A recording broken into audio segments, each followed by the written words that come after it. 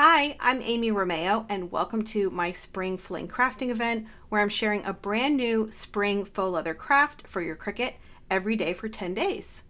Today's project is this really cute jewelry tray that is shaped like flower petals. This is so easy and fun to make, and you can put your jewelry in here or any other small items, maybe your keys.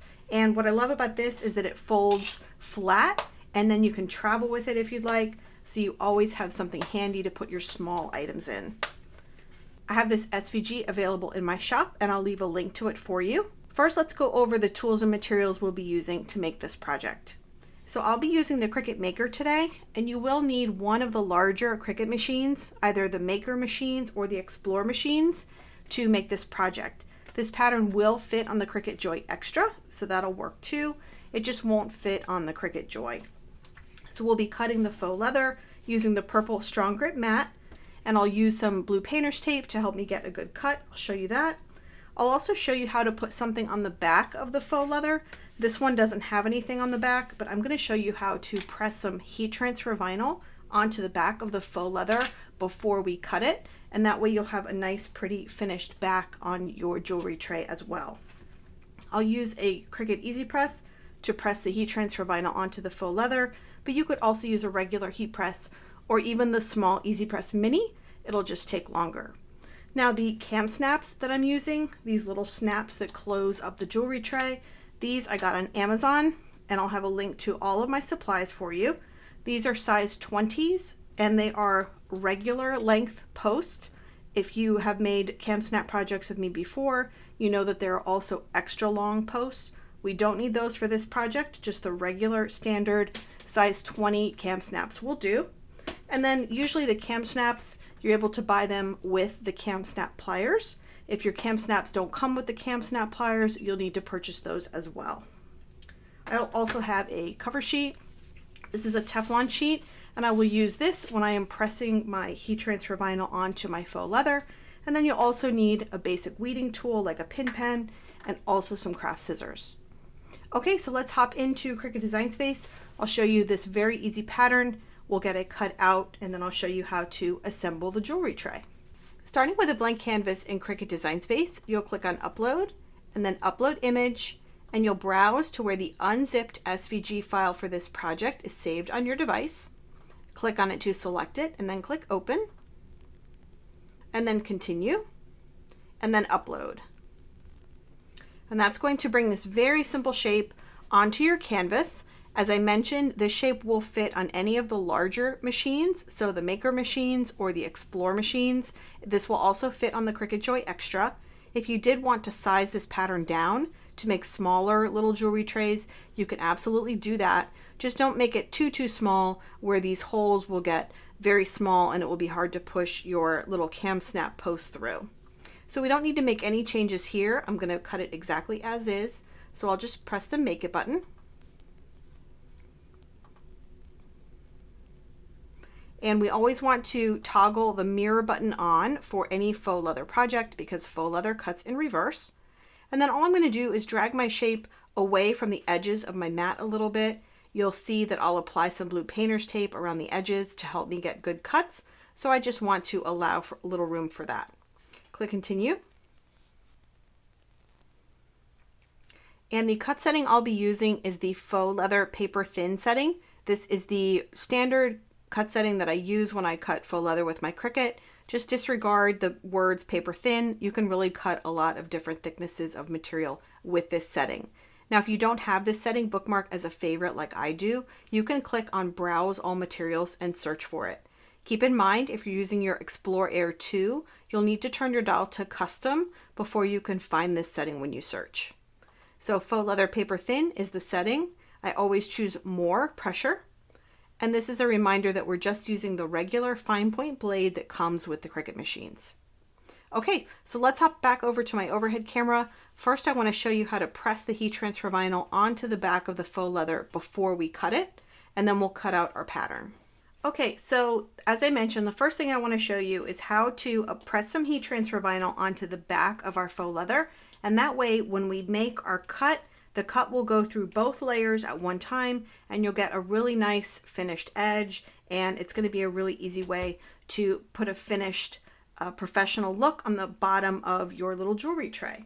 So what I have here is my piece of faux leather, and I've trimmed this down to a size that's just slightly larger than the pattern that is going to cut. So in Design Space, in your map preview screen, you can see all of your little grid lines, and I was able to see that I need a piece of faux leather about 9 inches square to be able to cut the pattern out. So I've cut this piece 9 inches by 9 inches, and then I've cut this rose gold Cricut foil iron-on to be just a little bit smaller than that. So you can see the edge here.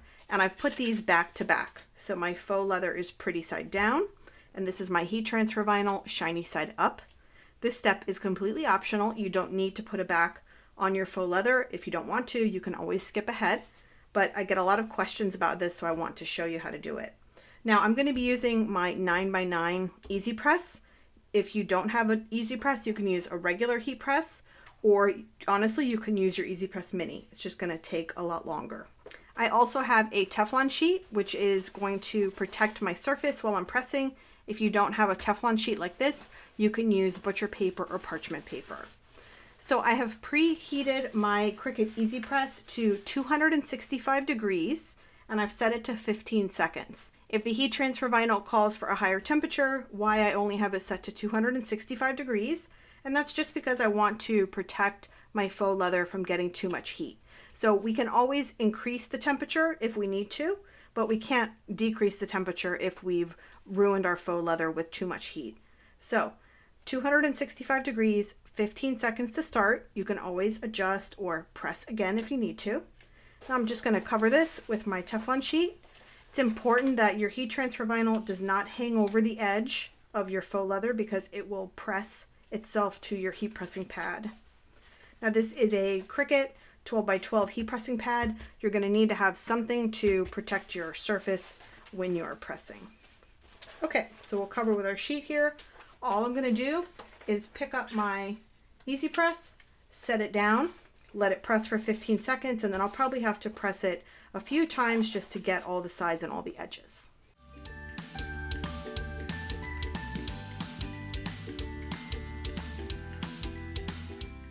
Okay, so I have pressed for 15 seconds on all areas here of my heat transfer vinyl on top of the faux leather. This is very hot, so you want to be careful when you're handling it. The Teflon sheet is going to be warm as well. So just be careful with it. And I'm not going to turn this off yet because we may need to press again. But let me look at this side. This side looks good. I don't see any scorch marks. There's also no bubbling or lifting, which is great. So now what I'm going to do is flip this around to the corner that's going to be the coolest. And I'm going to hold the faux leather down and try and lift up a corner there of that clear carrier sheet that was on top of my foil iron-on, and I'm just going to very slowly peel. Now if when you're peeling you see any lifting or bubbling or wrinkles, you're going to want to place it right back down, cover again, and press all over again. Very important, because if you get bubbles or any lifting in this foil iron-on, when the Cricut blade runs through it, it's going to rip and tear your pretty foil iron-on. We don't want that. So I'm just going to keep peeling this, keeping it flat so we don't get a lot of wrinkles in our material here. And that looks pretty good. Now, if at this point you see any edges, again, that are lifting, anything that is not really well adhered, you're going to want to repeat the pressing, even if it's just for 5 seconds all over, just to tack all that down. But that looks pretty good. So I'm going to give this just a minute to cool so that our heat transfer vinyl will cut easier and it won't rip with the blade. While I'm doing that, I'm going to put my Easy Press away and get my purple strong grip mat ready to go, and then we'll go ahead and cut out our shape. So my faux leather has cooled with that pretty heat transfer vinyl on the other side. Again, if you skip this part, you can just pick right up here.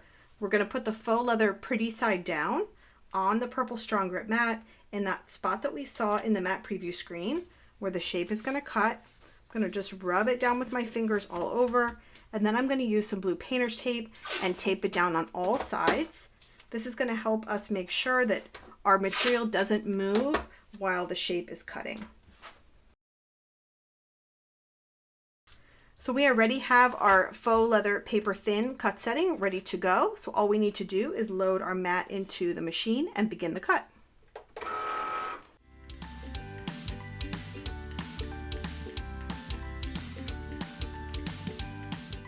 So our shape has cut one time, and I always recommend after the cut is complete that you take a sharp weeding tool and you just lift up the edge to make sure that the cut went all the way through.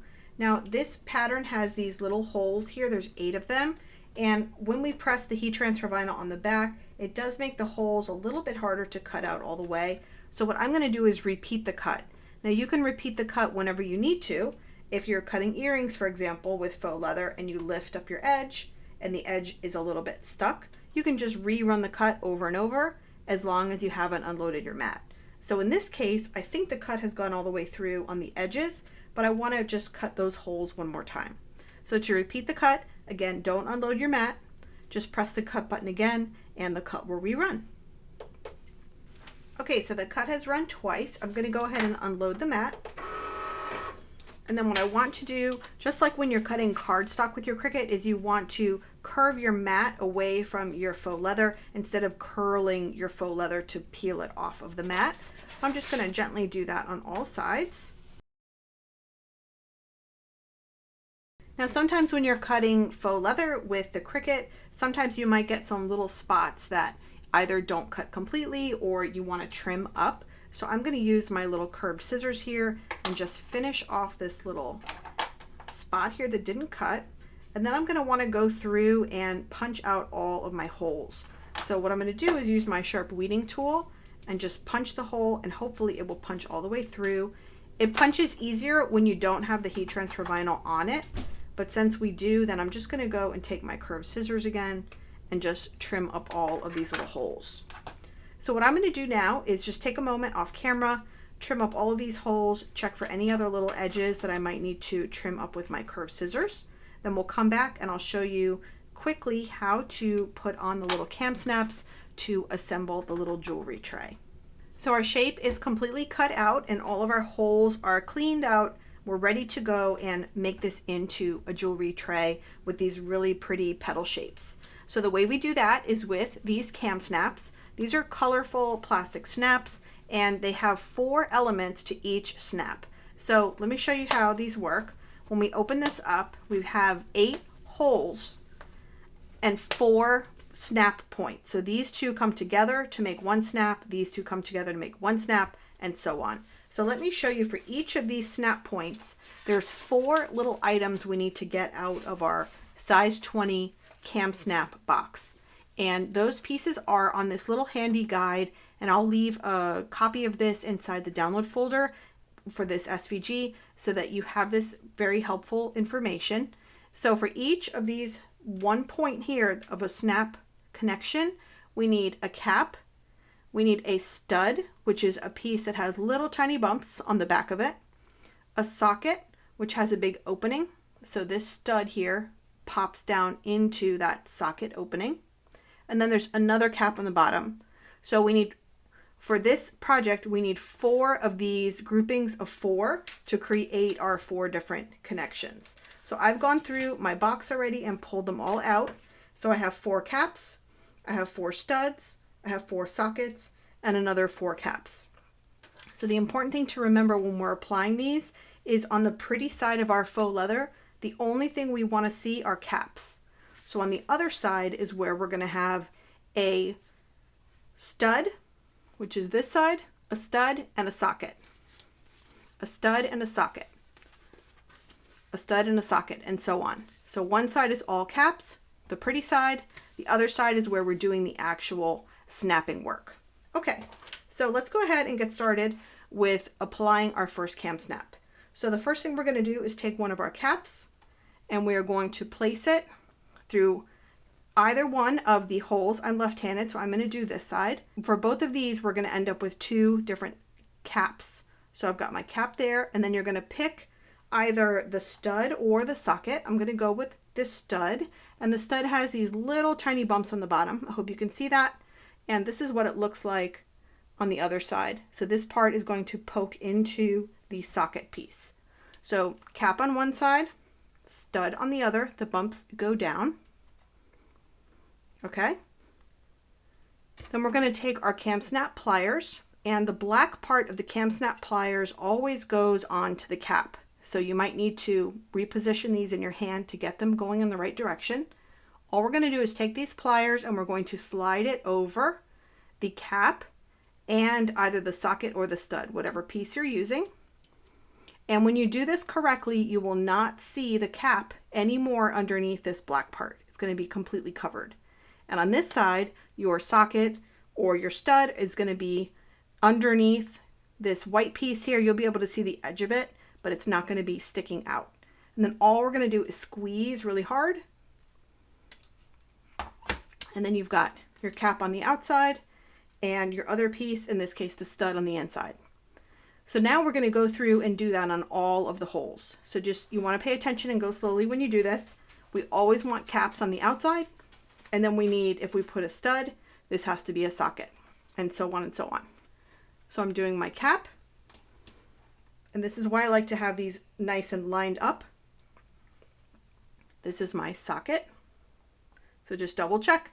You've got a stud and a socket. These two shapes are going to go into each other. Again, line up your pieces on your pliers. Make sure that you don't see your cap. That's how you know everything is lined up correctly. And squeeze. And then if you want, you can do a little test. The way this works is we're going to lift up the corners of each of them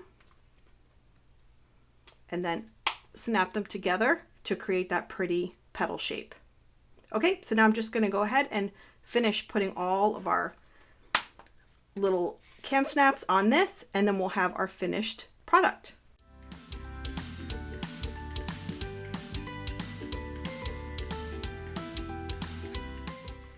So now that I have all of my KamSnaps attached with caps all on the pretty faux leather side, and then sockets and studs that are going to go together in sets on the back side, all we need to do is lift up the corners and attach all of these little KamSnaps together. And you'll see when you do that, it creates that really pretty petal shape on your little jewelry tray. You might need to adjust the little edges a little bit to get your pretty petals, but isn't that cute? And this is what the backside looks like with that heat transfer vinyl. So these are going to make great gifts. I hope you like this project, and I can't wait to see the really pretty jewelry trays that you make with faux leather and your Cricut. Thanks so much for watching, and I'll see you in the next video.